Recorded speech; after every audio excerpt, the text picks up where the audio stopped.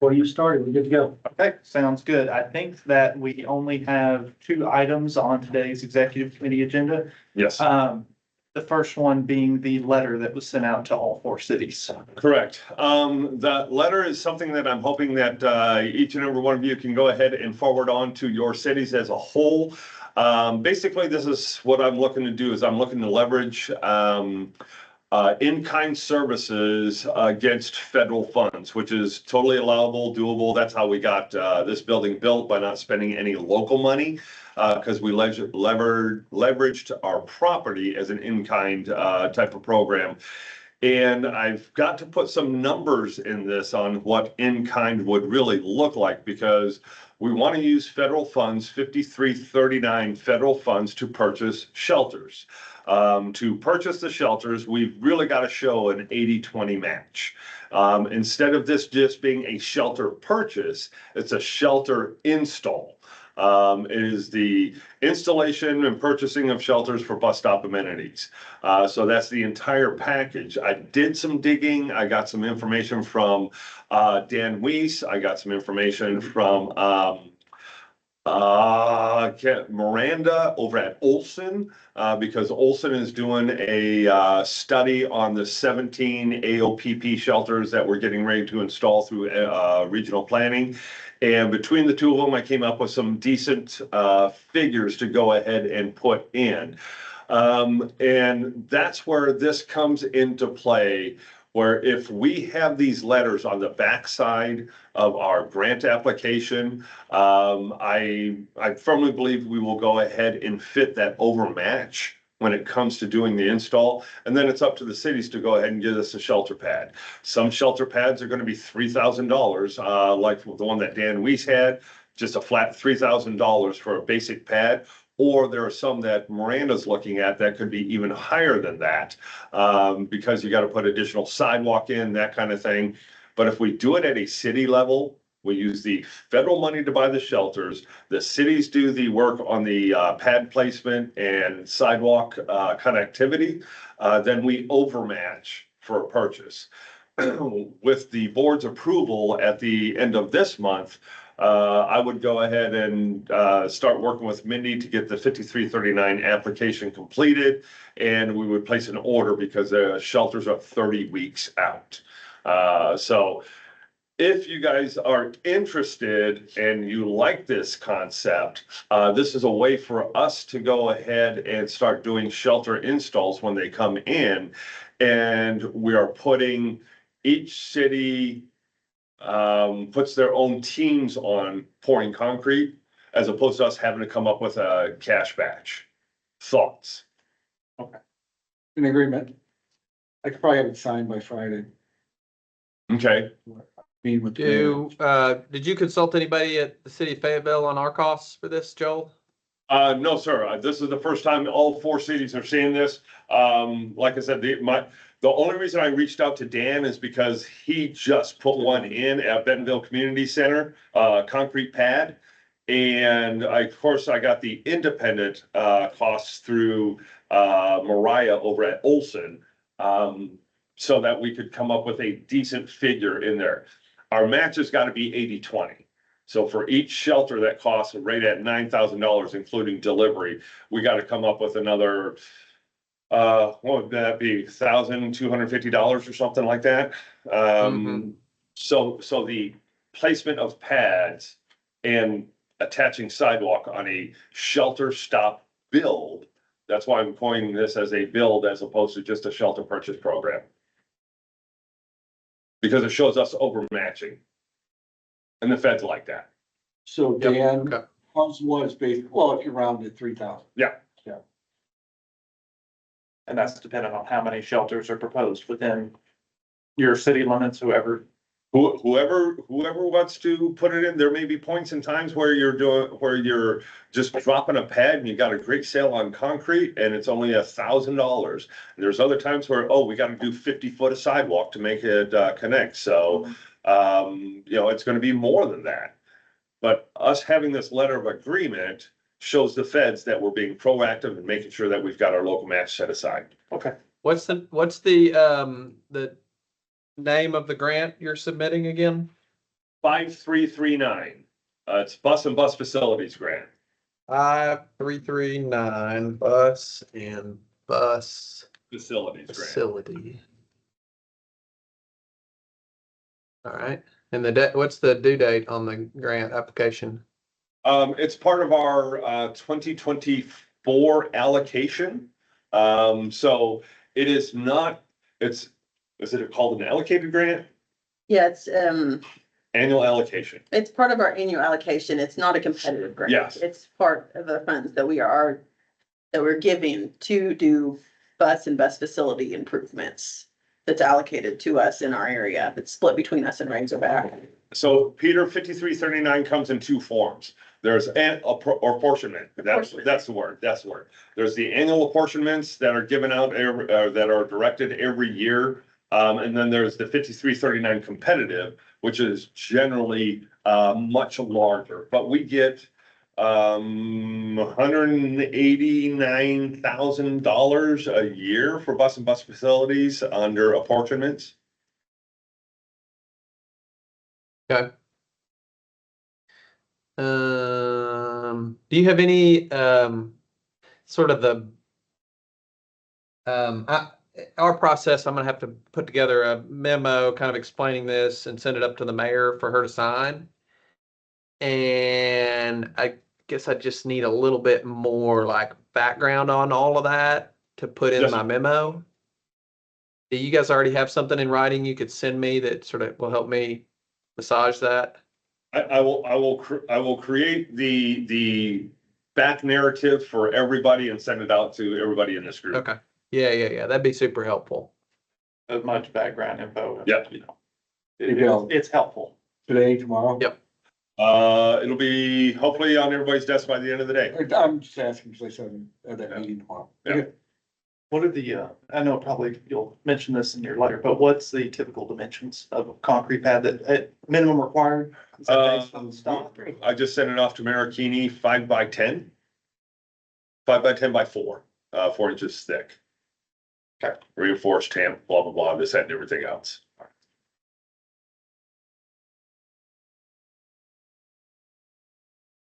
Yeah, 5x10, 4 inches thick.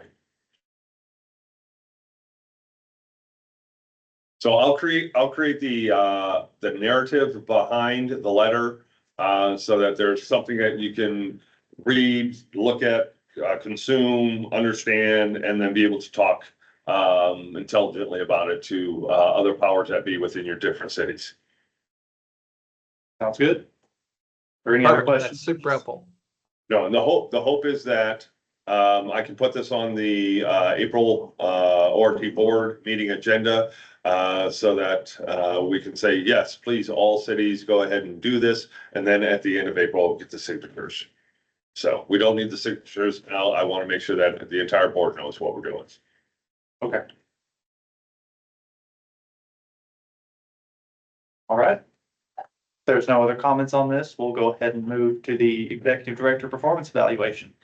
So I think how we've done this in previous years is kind of informal. We'll go through each of the bullet points on the evaluation, like number 1, number 2, and then we'll start with Joel giving his perspective on it, and then the board will have conversationally speak about what we commented on each of our forms. So starting out, we have the organizational goals, which include quality, service, fleet maintenance, and public outreach. Joel, do you want to kind of dive into that? Very good. We've got it up on the screen right now. Quality service is one of the, I will call it, top 3 items. Quality service, safety's up there, quality service is up there, and so that I can preface everything with exceeding an expectation, meeting an expectation, partially meeting an expectation, or does not. I probably have a more critical thought process on myself than other people do have on themselves. I think to exceed an expectation a lot of times is very difficult, because an expectation is an expectation, like an expectation of 0 deaths. How do you exceed an expectation of 0 deaths? You don't. You meet that expectation. I know that's kind of a weird example. But that's really the best one. I mean, yeah, we've got 0 deaths. We met the expectation. So one of the things that in the quality of service that you've asked us to do over the years is to, well, a couple of things, increase ridership, spend the money wisely on the best possible service, and make sure that the service that we're offering goes from where people are to where they want to go. And we've done that. In the majority of our time, I would say some of our negative impacts really come down to personnel. The negative impacts are, we've got people that are sick, we got people that are working double time, we've got people that are overtime, we've got people that are wearing thin on their patients because they do put in a lot of hours here because of the shortage of personnel. And in 2024, we had 475 hours of service failures due to mechanical failures. That was one of the things that we did. And on the obverse side of that, we spent 11,000 hours paid as overtime, which is just, I mean, when you figure the average person does 2,080 hours a year as a full-time job, that's 5.5 people that were short or more. With our mechanical failures, with our overtime, those are quality service items because we should be able to pay straight time and not spend so much extra money on overtime, or we should be able to have service out there better because we are being more proactive on maintenance. We're as proactive as we possibly can be, but there are times when we lose 475 service hours due to a maintenance failure. A lot of times our maintenance failures are just that. It's a transmission that's gone out. It's an engine that's gone out. It's a critical item that doesn't allow the vehicle to go ahead and move because we are still running on old vehicles. When you look at our cutaway buses, the ones with the van front and the carriage on the back, those are 150,000 mile buses. We've got 300,000 miles on them. When you look at the vehicle engine hours based off of the computer, we've got the valuation of 500,000 miles on them, but we've put 3 engines and transmission combos in there to keep them going. It all comes down to, I hate to say this, it all comes down to adequate funding for Ozark Regional Transit. Right now, we don't have the luxury of having a good nest egg for vehicle purchases. So if we're going to spend every couple of years $5 billion in assets, 5 buses, 6 buses, maybe big ones, that means we've got to have $1 million cash laying around to match at 80-20, 85-15 or 80-20. 85-15. 85-15. Most ADA accessible vehicles are 85-15. So we're falling short on some quality service because of vehicle age, because of spending a lot of money on overtime. I think that's a quality service failure because we really should be having enough people here so that there's some rarity in overtime. It's not a daily thing. So I put myself that on-time performance and vehicle maintenance downtime met expectations. Payroll for operations exceeded expectations due to staffing shortages.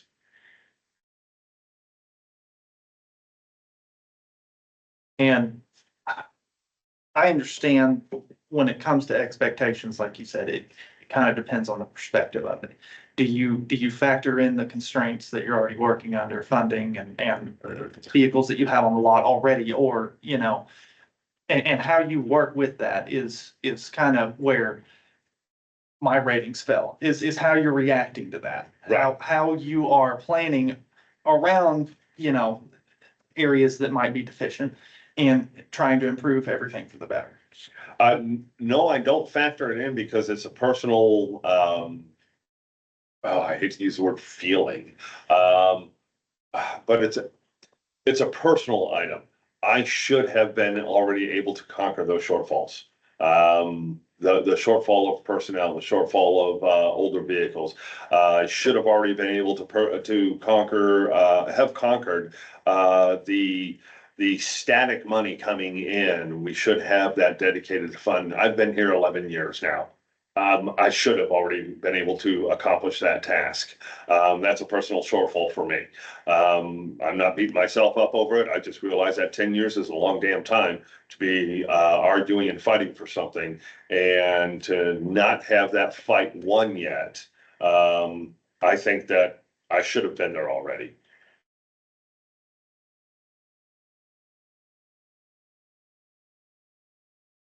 Well, I think that, so a couple things. I don't know that it's a fight that is necessarily a fight to win.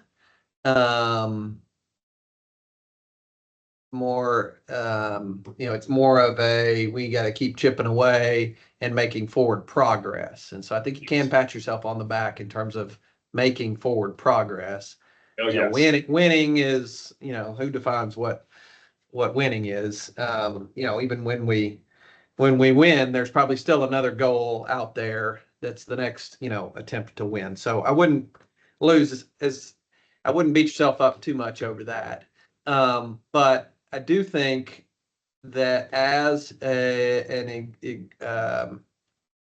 executive committee, we need to get you some better strategic guidance on how we're going to deal with this salary issue and funding shortfall relative to getting you more fully staffed. And I recognize right now is not the time we're going to hash Right. that out.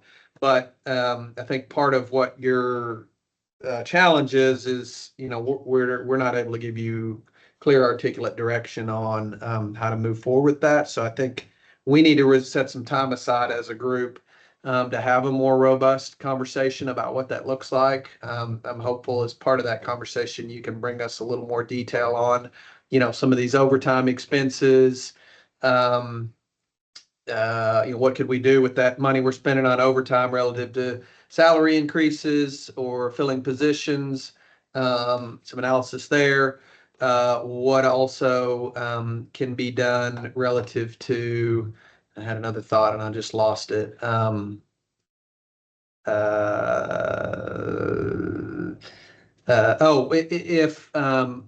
If your original proposal you brought to us was salary increases across the board, I think we need to take a closer look at where are your vacancies and how can we use either salary increases or some type of performance incentives or educational incentives or bonuses to target those areas where you've got the highest vacancy rates. And and I don't know that we necessarily need to look across the board, but I'd like to look, I'd like to understand better. I think we need to understand better where those vacancies are so that we can help guide you in that targeted approach. Yes, sir. With that, I'm kind of curious as well about, like we've been talking about, it sounds like we have some vacancy issues, and part of that is monetary. But I'm also curious about what the turnover rate may look like for positions that are filled, and what that kind of percentage is, and then also depending on what that looks like, trying to maybe get something out there to the employees that they can fill out, just kind of speaking to what areas could be improved on. If the rate is high, then it sounds like there might be other things aside just from money that we could look into to try to make sure we're doing what we can to retain people as well.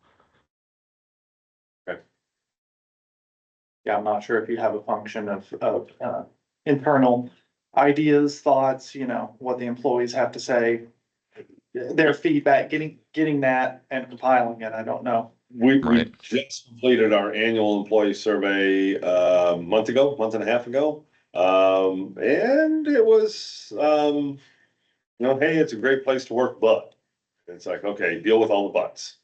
But I'll give you guys the survey results. Okay. So, All right. Awesome. That'd be great. Interested to see. All the butts are tied around one thing in particular. They might be, but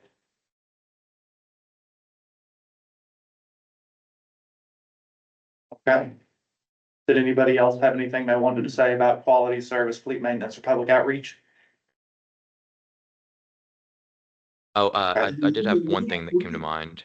I'm wondering if, because I don't recall, and I don't think I was at the last board meeting, so maybe it's talked about some, but for in particular, let me go back to that. The quality service and fleet maintenance. Sometimes it seems like that whenever we have these, it's kind of like the first time I'm really hearing about some of these things going on. So I don't recall if throughout the year, if those are kind of discussed when they come up, so we can kind of keep on it. And I think the constant or consistent reminder to the board of, hey, we're having these issues would also be good to, kind of push us towards maybe some additional funding of realizing, how deep, some of these maintenance problems might be and the quality of the vehicles themselves and all of that. You got it?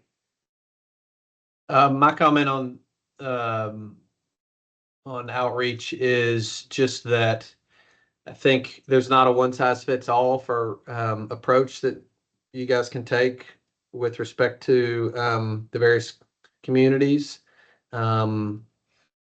The communication and outreach needs in Fayetteville, I think, are fairly different from those in Benton County, and just from kind of some side conversations with Dan Weiss, hearing that some of the Bentonville City Council concern is about empty buses running around Bentonville and the optics of that. That's one. There's a messaging strategy to deal with that, and in Fayetteville, that's not our council's concern. Our council's concern is more about, like, we've got more needs than we have bus service for, and how do we ensure that we're getting maximum return on the bus service that we have in terms of connecting the people that need the service with the availability of the service. Yeah, you're absolutely right. And there is not a one size fits all. And we've got between Kylie, Erica, Jeff, and Lakeisha, we've got them, I would say, attacking different approaches in the different communities.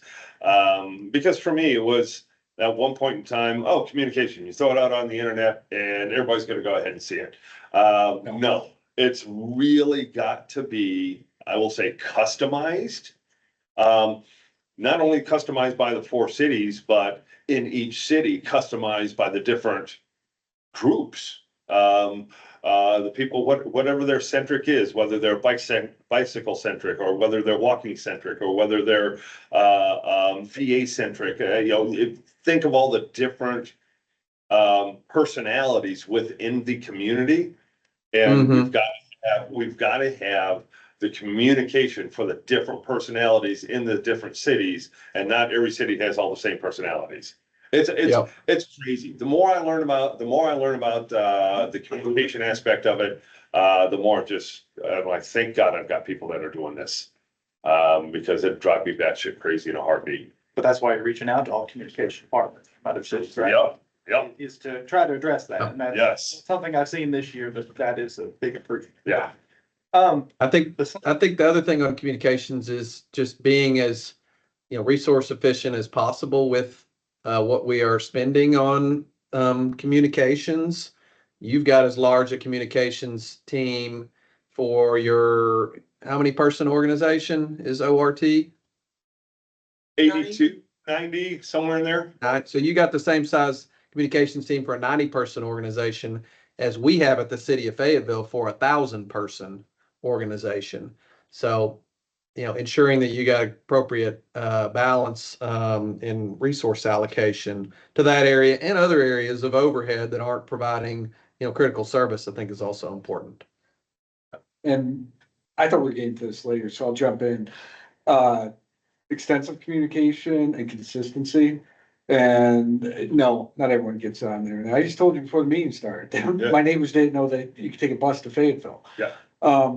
And then by consistency, I mean, if you need me at the board meetings or whatever, we need the people, us, everyone on the board needs consistency to communicate to our city and our city council too.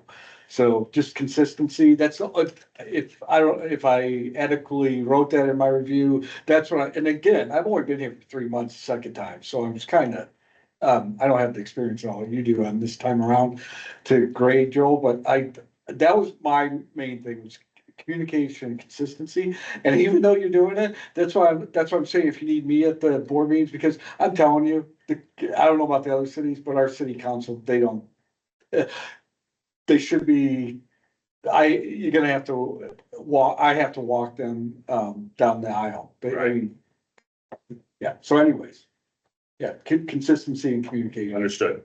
Besides budget time, is there any other time that you go in front of councils and kind of present an update to them in case they're not getting that information?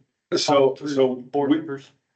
I'll go south to north. Fayetteville, we're at, a couple of the transportation commission meetings? Transportation. Committee, yeah, Meetings. the subcommittee of our city council. Yep, and that is a subcommittee of the city council. Springdale and Rogers were invited, we come when we're asked to come, which is maybe 2 times out of the year in Springdale and Rogers. Bentonville, we're now, quarterly. They've set us up on the finance / city council agenda quarterly. Good. So it is we ask to be involved, but we don't get involved until we're invited. Okay. Because I know that it is, oh, you're here, you've got the 3 minutes public comment period time to go ahead and talk about stuff. Sure. No, I would rather have a defined agenda update item on a city council meeting, because then they're really paying attention, not just waiting for my 3 minutes to get over. Agreed.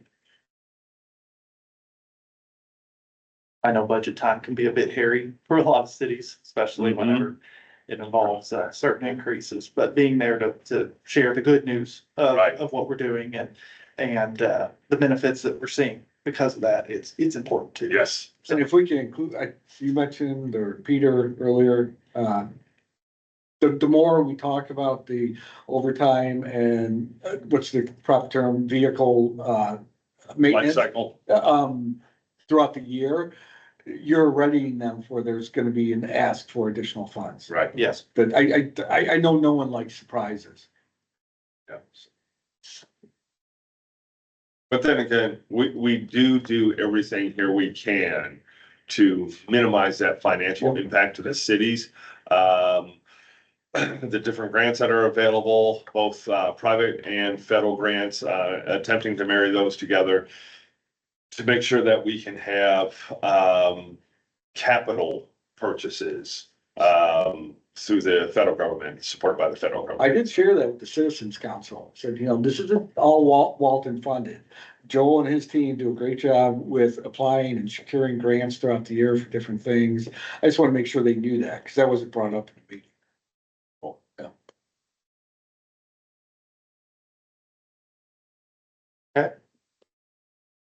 If there's no other comments about the organizational goals, we'll go ahead and go on to the performance factors, which are integrity, inclusiveness, and innovation. Joel, do you want to kick us off here too? You got it.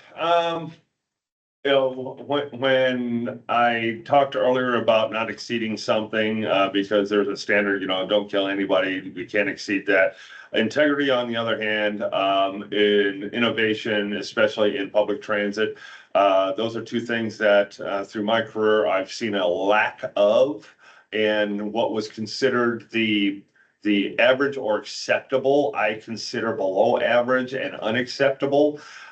So in this case, I do compare myself to the history of what I've done and what I've seen in the transit world. As far as integrity is concerned, I'll take it back to that old, I don't know where the phrase came from. Integrity is what you do when nobody else is looking. And yeah, when nobody else is looking, I am the same focused and driven individual that I am when everybody else is looking. And then also on the same time, when everybody else is looking, I am no different than when I am in private. I will make sure that everything that I do on a personal and public life, has the highest level of integrity that anyone can offer, so that people know that I can be the rock that they could beat themselves upon and I won't waver. Innovation is another one where, in my world of business, our world called transit, we cannot sit on our laurels and just accept what's coming down the pipeline. Yes, go back 5 years, COVID hit.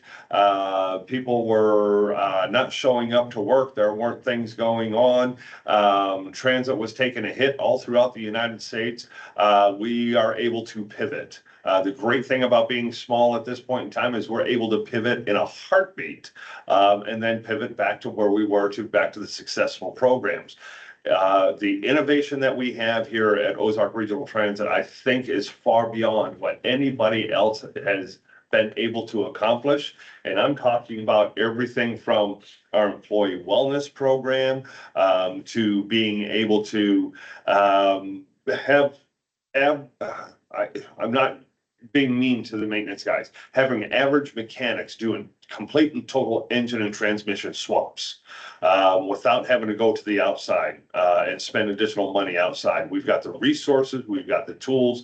These guys will learn the knowledge, because we have an old dog back there that has been swapping out engines for the last 50 years. And he can't lift an engine anymore, but he can do the heavy lifting on the knowledge. So we're being innovative across the board, when it comes to our approach on daily service of our request from the cities.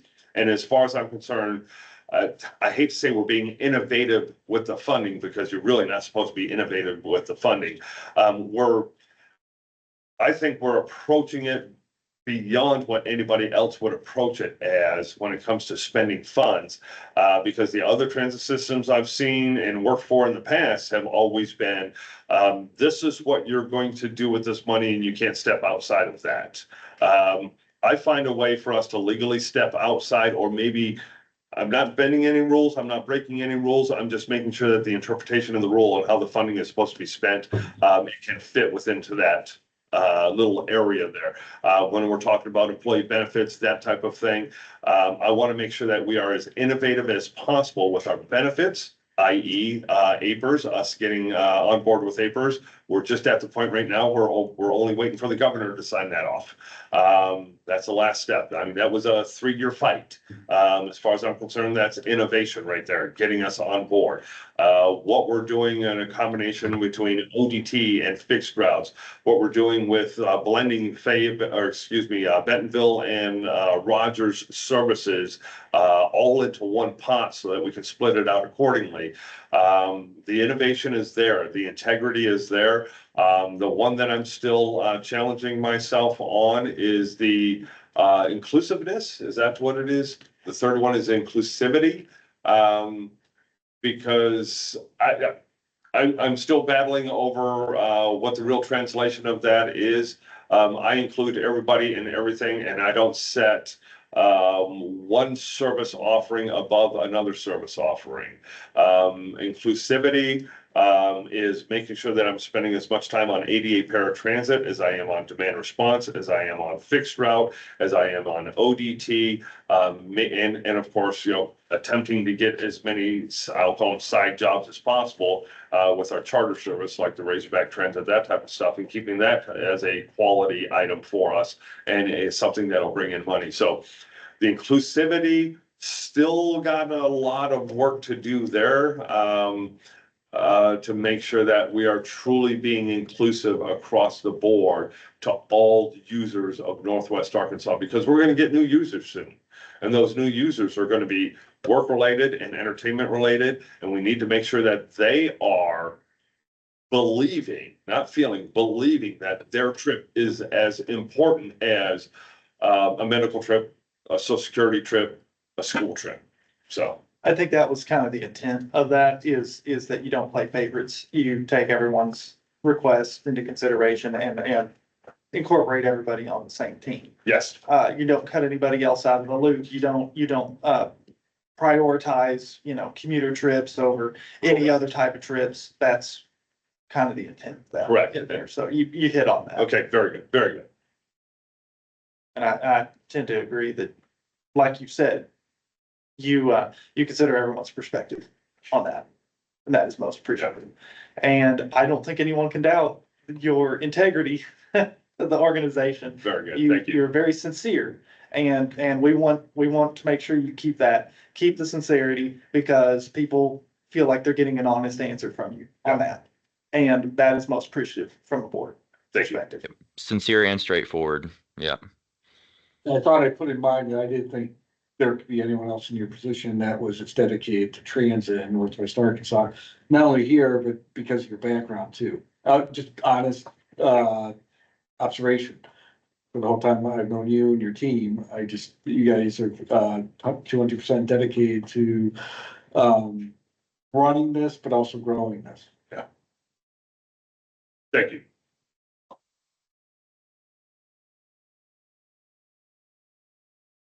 And we have full, just on the inclusiveness, we have the ability to translate your website into Spanish. I know you've got some Spanish speaking folks working on your team, right? That, not only do we have, the Spanish translation, and you're gonna get me lying on how it's done. I think you click on a button on a Google Translate button or something like that. But we also have a Marshallese landing page. Yes. Because Google doesn't know, how to spell Marshallese. So we've actually taken it down to the coalition, certain how-tos, where-tos, that kind of thing. Taken it down to the Marshallese Coalition, had them edit, translate it, everything else, show it to them again, make sure that we've got it, spelled correctly. Then we put it on as a landing page. Clue me in, what is that? Marshallese, what is that? Marshall Islands. Real quick, Ken will switch over to the, website. Yes. We're gonna switch over to the website for a second. And, yeah. it's- Wow. Here in Oklahoma, it's Okay. very close. Oh, it's very close, but we Yeah. have a very high population of people It's a- from the Marshall Islands that live here. Oh, yeah. Okay. It's Go over to big deal. Ryan. Mhm. I would say they're probably Second about round, second line. 8% of our population. So this is our landing page. Okay, Most languages I can, really pick through and, pick out some keywords and make sure that we know what we're talking about here. Marshallese, I can't. I mean, to me, there's no, I've yet to get that in my brain cell, the rhyme and reason behind it. they would have, I would assume they're probably, high users too of the transportation, Yes. ORT, yeah. Yes. Cool, okay. Looks So, like you guys great. are on top of that, so that's, yep, It is- I'm pleased with your progress in all these areas. Yeah, it's not an interactive page, just because it's, like I said, Google translates our interactive pages to keep them interactive. Because there is no Google translator for Marshallese, we can't do it that way. It's gotta be done as a static landing page. Gotcha, interesting. So, Probably won't work either, but if you try Grok or Chat GPT. never thought of that. Grok, I just learned about this week. That's an What do you innovation. think? What is Grok? It's another Chat GPT, but it's updated nightly. It's GROK. And they have free versions too, just like there's free and paid, just like Chat GPT. And we use it at work extensively, but I don't know. I don't know if it'll work or not. I'm just bringing it up. Okay, I'll dig into that. Okay, That'll be interesting. Yeah, we use chat You do? GPT, and it's very, very convenient. yeah. Yeah. Did this bleed over into communication, financial responsibility, and education? Not yet. Okay. We go ahead there next, I guess. Go back Okay, up. I think it's back up. Right there. There you go. Right there. So when we're talking about the communication, and we did, kind of talk a little bit about that with the inclusiveness, and making sure that we don't leave anybody behind. I'm hoping, that I meet the expectation for communication. It's communication between myself and the board members, communication between myself and the staff, communication between myself and the communities that we interact with. The toughest of those three to me is the communities that we interact with, because like I said earlier, we've got 4 cities with multiple personalities in each city that we've got to go ahead and be able to effectively communicate with, depending on the time of the day and the day of the week. And I know we have shortfall in that, because I'll get a call from city council member from city A that says, hey, we haven't heard anything about this particular program going on. How's it doing affecting the medical field? You got me at a loss, sir or ma'am, because I did not know that that was supposed to be on our radar. There's just, Peter, when you talk about the size comparison, 4 for 100 versus 4 for 1,000, my only defense on that would be that I've got so many variations of communication needs over 3/4, or what are we at now? 600,000 people versus 100,000 people in a community, or 150,000 people in a community. I mean, that really is my only defense, is that I'm spread on a 32-mile by 18-mile footprint, which is the I-49 corridor, as opposed to just being able to pick one city to work in. So my communication, I know we do better every day. And I say that we meet an expectation for communicating to the entirety of Northwest Arkansas, and I know that we can do more. So financial responsibility, I will say hands down, it is excellent. No doubt about it. How many years in a row has our independent auditors come in and gave us a very good report? How many years in a row have the triennial FTA auditors had to find something to justify their existence on their audit? How many times, years in a row, has the state come through and done their financial, drug, and alcohol audit, and it is nothing but high marks? It's because, and I say this jokingly, but there's a lot of truth behind it, because I've seen it in the past. The name of the game is keep Joel out of jail. Because I've seen people in my position go to jail because they thought they could take $20 out of the fare box. Bullshit. That's not my $20. That is your $20, and I'm gonna spend it the way it's supposed to be spent, not go buy a pack of smokes with it. I just want to make sure that you guys understand my commitment to financial responsibility is probably one of the highest things that I have to offer. Then education and training, I still know that there's more that we can do, and unfortunately, we have to pick and choose to make sure that we can budget for it. Some years it's maintenance focused, some years it's front staff focused, some years it's mid-level staff focused. Like this year, I want my focus in training and education to be on the ADA side and also the financial assistance side, because we've had Taylor here now for 3+ years, and I still need to get her to the FTA 1 through 4, because 5 is all purchasing or property purchasing.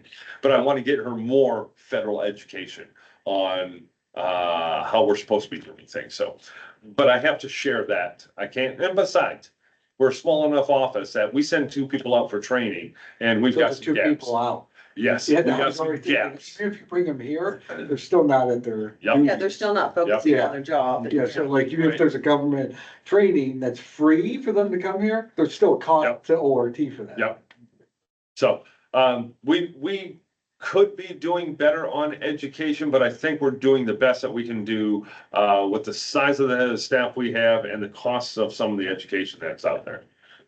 And I'll repeat what I said earlier about expectations, but just wondering, whenever y'all are deciding what training to do for the year, do y'all do that self-assessment on the most needed growth areas before assigning that training? Pretty much, yes. Okay. Yes. So you see, like, the financial assistance side, you see that there is room for growth there, and you'll assign that training. Yes, yes. And the stupid thing is, so NTI Online, National Transportation Institute Online is where the training is. Now because of budgetary, they follow the federal government on its budget. So they should have all the classes out there in October. They Okay. don't. Like right now, they still don't have their classes listed because we just got our federal budget, March 14th, for 2025. So they'll start putting those federal classes out there, and the only way we can get, like, and I'll pick on Taylor and use her as the example, get her to procurement 1, 2, 3, and 4. They're gonna say, oh, we've got 5 classes for number 1 throughout the US, and oh, they're all full. You can go on a standby. We got 3 classes for number 4, and they're all full. You can go on a standby. They only put, I'm gonna say 30 seats in each one of them. And we've done fairly good over the years sending people to different NTI courses. But you got to grab it while you can. And yes, the plan is to get some maintenance intel out there or some procurement intel out there and bring it back to us. We open up the website and the seats are gone. So we got to be able to pivot and say, oh, we were going to do finance, but now guess what? We're going to do some maintenance because there's still a seat open in maintenance. And I know I'm not sending anybody to Hawaii to do it. I'm just letting you know that right now. You're such a hard. Yeah. Yes. Yes. But like the drug and alcohol stuff, there's the every 2-year federal drug and alcohol symposium. And I mean, believe it or not, it does change. Rules and regs do change ever so slightly. And if we miss some of those ever so slightly rules and regs, we could have our ass in a bind. So what we've done over the last, I will say 6 years, Gail goes at one, and then Tiffany goes to the other one, and then Gail goes back, and then Tiffany goes back. So every 4 years, they're getting beefed up on what has been changed independently, but they can bring it back and share. So we got new information every 2 years. So NTI is the go-to training provider. NTI Online, and National Transportation Institute, they're the ones that the feds have their contract with for training on Okay. the transit side. So it's training has to be approved through Oh. feds? No, the trainer or the training program has to be approved through the feds. So And they're the ones Got that it. follow the official Fed regulations that we have to follow in the training. So I mean, there's probably training on other procurement and stuff otherwise, but it may not be exactly the FTA rules. So So they're- we want to make sure we're following, you know. Right. They're teaching exactly what you need to follow. Yeah. yes, yes. Okay. Thanks. I'm wondering if, I just had the question, if seats fill up in NTI, if there's anywhere else. to turn to And with other we've done a little bit but of if that, it's not but the they're not right, the best, you know. it's not the Yeah. right kind of training Yeah. for what you need. Not Cubby, there's that training group that's out there that says they can train on anything. And I want to say it was Cubby Online or something like that. And they kind of whitewash over because they might get somebody from DOT and they might get somebody from Department of Defense, and they might get somebody from someplace else. Well, we all have our different gut rules. You know, yeah, it's a great thing. You know, don't have your trips in Hawaii. We all know that. Let's get down to the real nitty gritty on Buy America, Fly America. Let's get on to the nitty gritty on what we're supposed to be doing for our independent certs and assurances. And the FTA certs and assurances are different than the FRAs, Federal Rail, even though we're under the same family. So NTI Online will do transit specific training. Okay. So the only thing I'll say on, what was the category? Financial responsibility, and I have it in my kind of closing component here, but cost of service per hour of operation needs to be the focus going forward.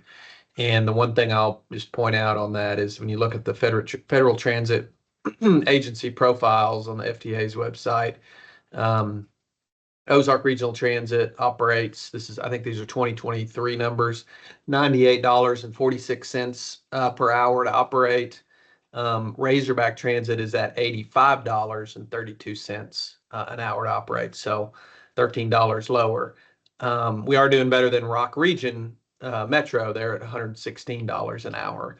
But that cost to operate that, the the system per service hour is really where the buck stops in terms of measuring our efficiency of how well we're using our transit dollars. So can I pull one of those in my defense, sir, statements? Sure. Yep. In my defense, sir, Adam and I have had this conversation back and forth, for years, because I'm like, how in the hell are you doing that? So what Adam's with Razorback. Adam at Razorback. So they don't consider their HR costs because they can't say HR person in building 1B, in Tower A, and all of the things that go with their HR program can't be partitioned out to Adam. He can have his building and the fuel to heat his building and the fuel to light his building. He can have all that assessed to his building. But the ancillary things that are going on, whether it's payroll, whether it's HR, groundskeeping, that type of stuff, he can't pull those in and say, oh, the groundskeepers in Razorback Central spent, 0.08 of their time on my facility. They can't do that. We do 100% of our groundskeeper here. So I'd kind of agree with that, Peter. If you were comparing to other transit agencies around, if you saw Fort Smith Transit on there too, Fort Smith Transit is a department of the city. Yeah. So some of those things like HR and payroll, they do get intermixed. Yeah. And it's hard Yeah. to separate this out.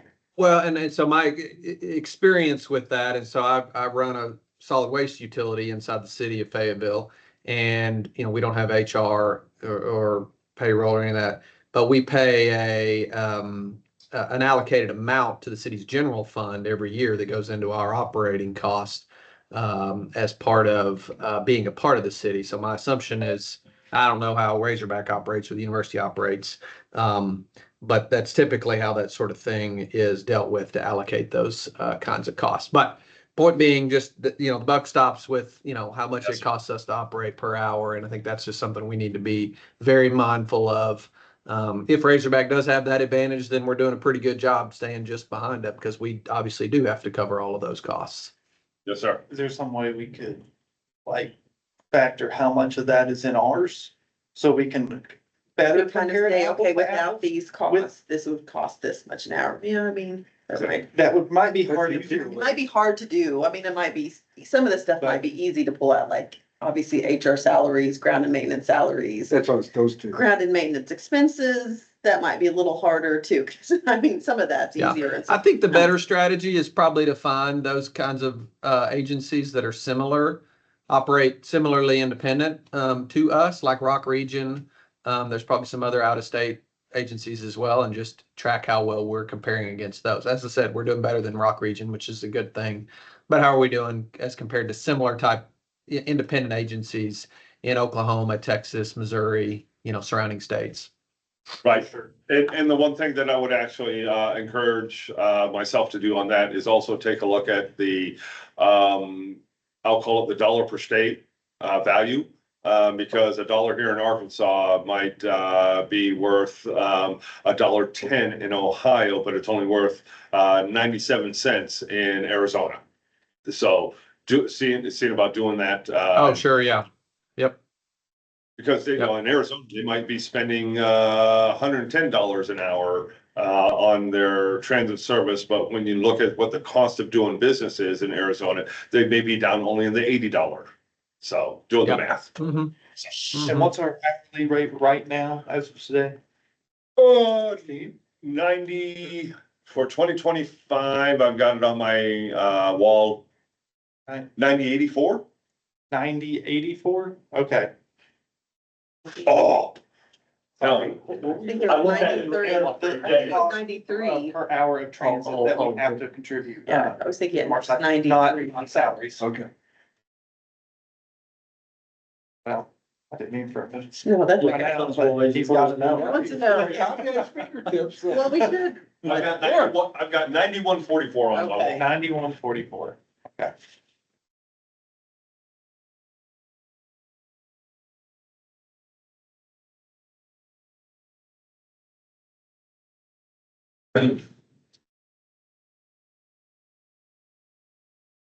Let's see, I think the only other thing I had on communication was kind of what I brought up in the last board meeting. Was I remember before we would get Outlook invites for certain events around. Sometimes we couldn't attend all of them, but that, I know it's on the website too, but that kind of in my face, hey, this is happening. Yeah. kind of If you forget can't attend it, yeah. is beneficial for me. Yeah, No, I understand. There's a lot of stuff in life that's easy to get distracted by, and if you don't, it's not on your radar, then you're just not gonna even consider it. Yeah, and I must be, am I connected with you? It's either or it had to be Facebook, not LinkedIn, where I knew you were going to that meeting last night. I almost sent you a text. It Yeah, I popped saw up. him posted. That had to be I Facebook. think it was Facebook, yeah, I saw the Yeah. post that said he was invited to. Yeah, speak or and your whatever. picture and everything, yeah. Brian sent that to me. I didn't know it was out there. Brian, our maintenance manager, sent it to me via an email. He's like, "Oh, look, you're a special guest." And I'm like, "I did not know that picture was still out there." 'Cause I think you were wearing the same shirt. it was in front of bus 310, which we haven't put into service in years. That's just a way, I mean, it's Yeah, it's I easier agree. for me. Yeah, there could just be Communicate like a that quick way. mailing list. of Everybody everyone else, first. Yeah. everybody else might have different opinions on that though, Very good. but.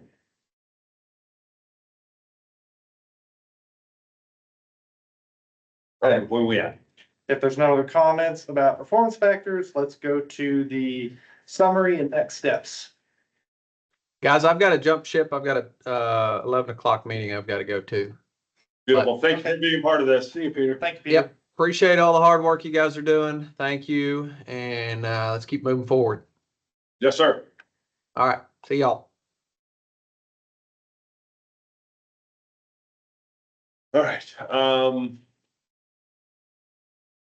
so I actually, strengths are easy to talk about. Areas to improve are the harder ones for me to talk about.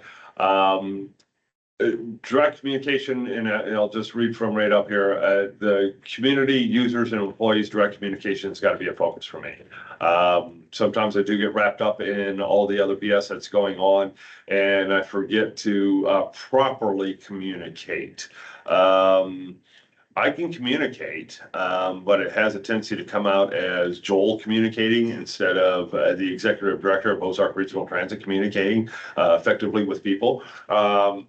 And that's, I go back to the integrity and my unwavering focus to being consistent. But yet I gotta realize that I've got to soften some things periodically, whether it's to the users, because they had a harsh conversation with the user, beginning of the week, or the employees. There's every once in a while where I will get the look, she knows the look, you better start being nicer right now, type of thing. I'll get pulled in, Gail will say, you might want to rephrase that. So it's I know communication has always been a challenge for me, and my hope is that there's always just a slight change of being a little bit better at the communication. And I know that's a challenge for me, but keeping that challenge in front of me always lets me know that I've got to improve upon it. Can I comment on that? Yes.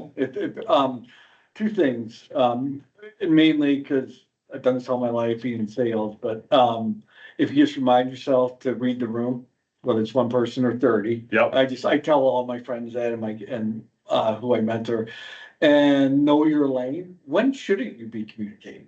You have this team right here. When can you regulate? I try to read that about my boss. And he doesn't get involved in everything. He doesn't. He's just like, well, that's, and you think he's being out of touch. He's not. He's like, that's not my lane. Yeah. Tim, and I respect that. So that's all, that's not criticizing you. I'm just offering you some Yeah. input. Read the room and know what lanes you should be in. Yeah. Communicate. Yeah, knowing the audience, I think, is very important, because while we do appreciate the sincerity, some people take a framing that sincerity a bit better. Yes. Than others, Correct. and communicating it efficiently. Yeah. And I'm not talking about the society we live in today. I'm just saying some people are more touchy-feely on Yes. this. But you know what I mean. Yes. There's Okay. different personality types. Yeah. Those tests that used to go around and how people receive things. It's different based on your personality type. Yeah. So, Right.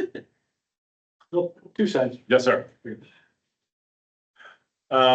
Trajectory of the organization, I do wish to remain the executive director for another 10 years. There is no doubt in my mind, if you'll have me, for another 10+ years. I am, 69 this year, and I honestly, You mean 59? 59. Yeah. Well, I did the math and plus We have that automatic retirement at 70, Joel. And I, more towards the personal side, I've been everywhere, done everything except for Angkor Wat. Everybody's got a bucket list. I got a spoon list. Angkor Wat's on that spoon list. Cambodia. If I ever get there, I'll get there. If not, no skin off my nose. My wife says, "Oh, let's travel." I'm like, "Go ahead, have fun, bye-bye now."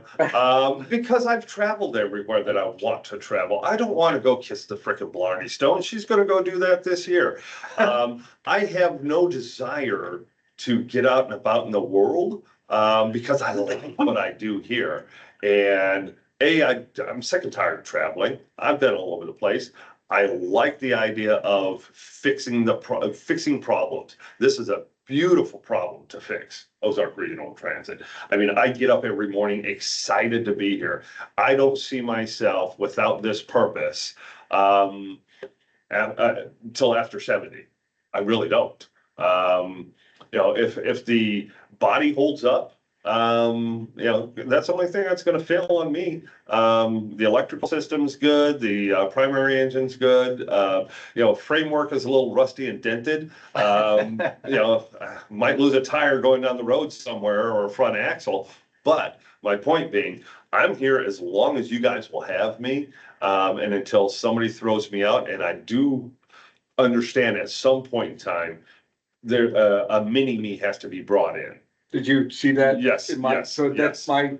I think you're in a situation like me. I think this could be you finishing strong, at ORT. But then I put in my comments, Joel needs to pinpoint, not today, but within 5 years, and a successor and mentor that person. Yeah. Absolutely. I agree. And I don't want to see what happened, down in Austin. Jeff was running that thing and he told them for 3 years, "I'm getting ready to retire. I'm getting ready to retire." They waited until he retired and said, "Oh, we're going to go ahead and put, the assistant finance person in charge," or something like that, while we go look for somebody else. Jeff had decades of experience down there that he could have passed along that nobody else had to deal with. But yet they're like, we'll get it covered. I saw that in Little Rock when they've gone through the 2-3 people that they've gone through in the last 6 years, 7 years.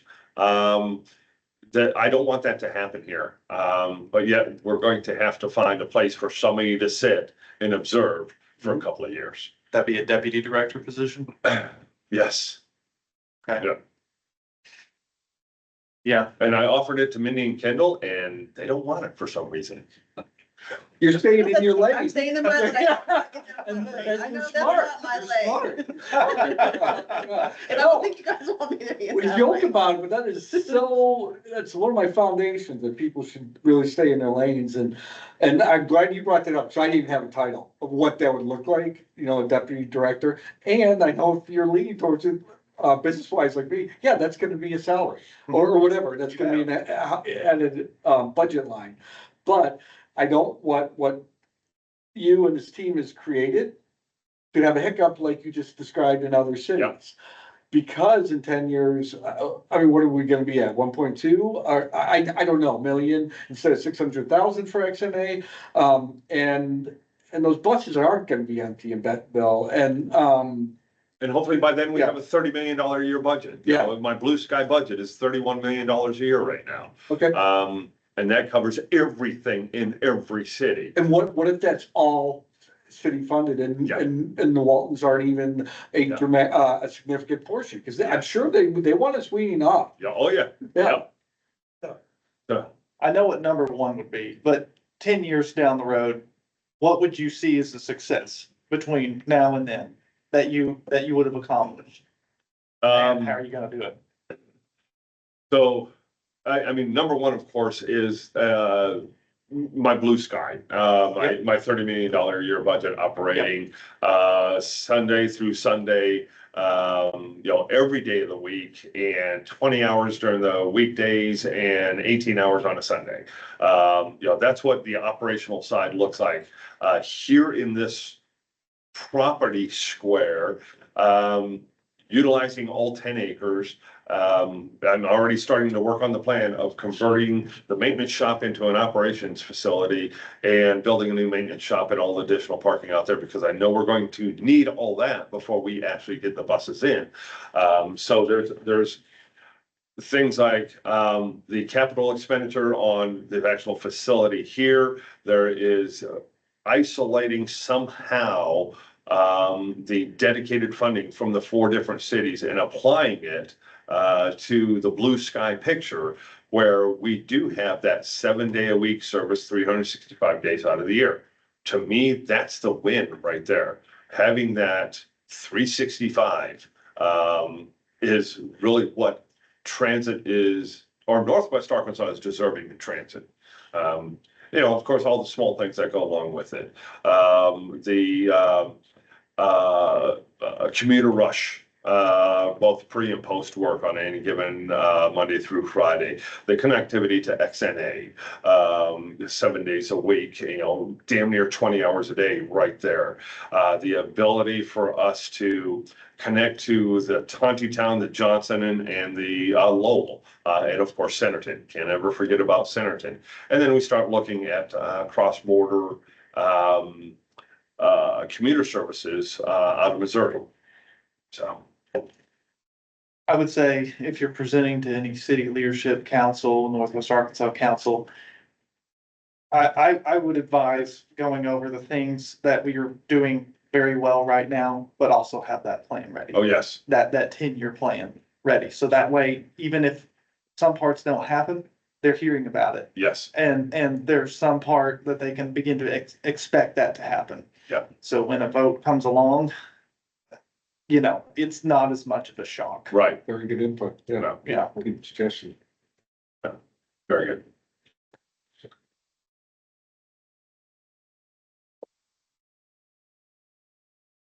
I think you answered for And again, if you guys will have me for 10 years, I'll take the 10 years plus. Yes, sir. No issues there. Let you get to judge us. That's right. So what can we do to Yeah. help you get there? The blue sky op and then a dedicated source of funding. So first of all, I'd like to say thank you for the realignment that happened 2 years ago, and for the commitment to Ozark Region Transit, and for everybody being an active participant in the board. This has been really cool to see. This word always drives me up a wall, the collaboration between the different cities now, where it's great to hear Peter say, hey, when I was talking to Dan Weiss about this, that's freaking awesome. I mean, we Yeah. didn't have that 5 years ago. We did have, when I was on before, you didn't have city employees on this. Yeah, yep. Yeah. And How long has that been? Did you make that change? 'Cause that's healthy. I love that. you're the longest serving city employee on Oh, the am I? board. Yeah. 2018 is when I started. So, Okay. so yeah. we're talking 6-7 years now. Cause I kept a board citizen and an employee. Yes. So the board in itself, I would ask that at some point in time, you guys figure out how to drop the leash and let the dog run, when it comes to chasing the, independent funding source. But put me in a playground, let me run in a playground, allow me, let me know what my borders are, but letting me go ahead and pursue it. Now, I personally physically cannot be pursuing, hey, you vote for transit, hey, you vote for transit, but I can set up the groups as a shadow government, and this is being recorded, isn't it? Yeah. We So give the information I about, get- this is what yes. if we gave money, this is what Yes. it would do for Yes. transit. You give information, I can- just not say, as an Hey, organization, vote for I us. cannot We have to lobby. set up, say, another group has to do Yes. that lobby. yes, Right. and That goes along with the plan though. Yeah. It's all plan of the fund. Yes. And being able to help direct me on when is the time just to make the ask. Because the ask has got to be made at some point in time. I say this, best day in my freaking ORT life is going to be when all 4 cities say, yes, we passed a tax. Worst day in my life is going to be when all 4 cities say, yes, we passed the tax. That's the best because it's an accomplishment. It's the worst because now I know my freaking actions where my mouth has been. And we've got to pull this shit off. We can pull it off. But it's just gonna be, it's gonna be a ton of work for these guys. That's really what it's gonna be. So I'm excited for that day. And also it's gonna be the day where it's like, okay, time to finally get to work. That's all in delivery too, and then you got this year, I'm not bringing this up negative, because I'm like, in fact, like, then you got Bentonville with doubling our water, it's like, well, you gotta fix it. You know, it's like, I don't, I was gonna use a swear word, I don't complain about it, it just gotta be done. Yeah. Yeah, no other option. Yeah, there's no other option, deal with it, so, whether it was kicked down the road or not, but, yeah, when we get the tax, delivery is very important. Yeah. Delivery, yeah. And I'll tell you this, I mean, we talk about the T word, right now. And things have been floating through my brain cell now for the better part of a year on, is it a bedroom tax? A hotelier? Yeah, I Make, and I say making, having the visitors pay for it. Or is it a burger tax, but the locals pay Visitor for it? would be like rental cars too, right? Yes, Yeah. yes. Or is it just a flat out per capita? I like that idea. That was floated out late last year is we look at a per capita, assessment. Each city says, doggone it, fine, per capita. If you want to play, I don't care if you're Johnson and you have, what, 3,000 people in it, or you're, Bentonville with, 60,000 people in it. It's a per capita cost and you get the, same amount of attention, whether you're Johnson or Bentonville, because you're paying the same amount per capita. I know we're running long, but I do have a question, expand or a qualifying question. How do other cities pay for this? What tax do they use? So I should know this. I have seen everything from a self-selected half cent, quarter cent, that type of thing, to a fuel tax, to an AMP tax, let's see, I've seen the bedroom tax. What else have I seen? And then the straight, flat allocation like North Little Rock and Little Rock do. They just What's do, A and P? something in promotions, advertising and Okay. promotions, yeah. But in Arkansas, the A&P money, that is assessed by, chambers of commerce, legislatively is only allowed to go to certain things, including, chambers of commerce, transit isn't even in that. So, I know this could be based on community perception, but in your opinion, which of those taxing methods works the best? I do like the, per capita, because that is, as far as I'm concerned, the fairest. Well, Johnson's only paying, 1 million and Bentonville's paying 9 million. But Johnson only has 1 million worth of people and Bentonville has 9 million worth of people. It is, the level is there. If you say taxing on, let's say the burger tax or the bedroom tax, well, Johnson has a concentration of 14 hotels and it's 3,000 people. So all of that money is being processed through Johnson, and Springdale only has 4 hotels. But yet Springdale is 6 times larger than Johnson ever could be. That's not quite as level, but what takes away from that is the fact that me, the citizen, I'm not necessarily paying for it. Me, the visitor, I am paying for it. Mhm. So. But I like the per capita allocation because per capita allocation will be adjusted depending on what census is being used, whether it's the 10-year census or that mid all-American census. I can't remember what that mid-year, that 5-year mark is. That is a statistical number that nobody can argue against. Okay. I tend to agree with you on that. I would, that bill wise, yeah, you would get strong resistance to anything with dining tax, or dining tax is already high. Yeah. So per capita, well, But, interesting. and then, Um, I mean, I go back to my burger tax argument. If you're going to do it in, let's say Bentonville passes a burger tax and Springdale doesn't pass a burger tax, people are gonna realize that, and they're gonna start to, migrate more towards Yeah. Springdale, because, hey, it's cheaper for us to build a Steak and Shake in Springdale than it is to Bentonville, because we don't have to pay so much in tax. It's gotta be something across the board that everybody's willing to go ahead and commit to. Whether it's bedroom, burger, quarter cent, 8 cent, all of the above. And that's a conversation on the source of the tax. There's also the conversation to be had on where it gets spent, because while transit, it could all be used for transit, there's also options that maybe we use it for trails and sidewalks, maybe we include parks in there. Yeah. There's just so many opportunities, and one of my biggest concerns is that us as a board isn't gonna come to an agreement on how that vote should look and when it should happen. Right. Is that, and because of that, it may just be prolonged in perpetuity. Right. That's one of my biggest concerns. But that's something that we need to kind of hash out amongst ourselves and include mayors and city councils in too, because they're the ones that are gonna have to be approving it. Yeah. At the end of the day. okay. One Thanks of for the, bringing that up. one of the Oh, best yeah. ones I saw, Roanoke did, and this is 2008, 2009. They passed a short-term tax for, improvements. And I think it was a 3-year tax. And they were beautiful, bicycling trails along the river, this, that, and everything else. Well, they needed to keep up the maintenance on the bicycling trails, and they needed some more, stuff for transit, because the building got flooded, blah, blah, blah, this, that, and everything else. So they passed this temporary, bicycle trail / transit, combo, short-term tax.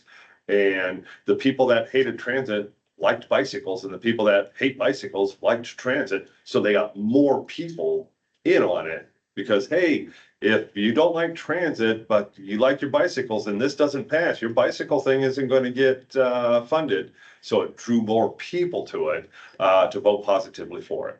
Well, now this is a joke, but I thought because the grandkids made all the trails, they're gonna take care of them for the rest of their lives. That's a joke. That's a joke. No. No. I use humor No. too much, but yeah, that's not happening. Yeah. Good. So that's my 10-year plan. I know it's not very specific. And that's what I'm hoping to get from you guys. Okay. Are there any other comments on, I guess, anything in the evaluation? I'll just ask that you challenge, don't, throughout the year, just if you need to challenge us or the board, then do so. Yes, sir. Zachary, you're gonna say something? Oh yeah, I was saying none from me. Oh, okay. Okay. Do we have anything else we need to talk about before closing the meeting? No, sir. I'll get that explanation backing the letter to everybody before close of business today. All right. Thank you, Joel. You got it. And we're hereby adjourned. All right, Thank you. Thank y'all. thanks.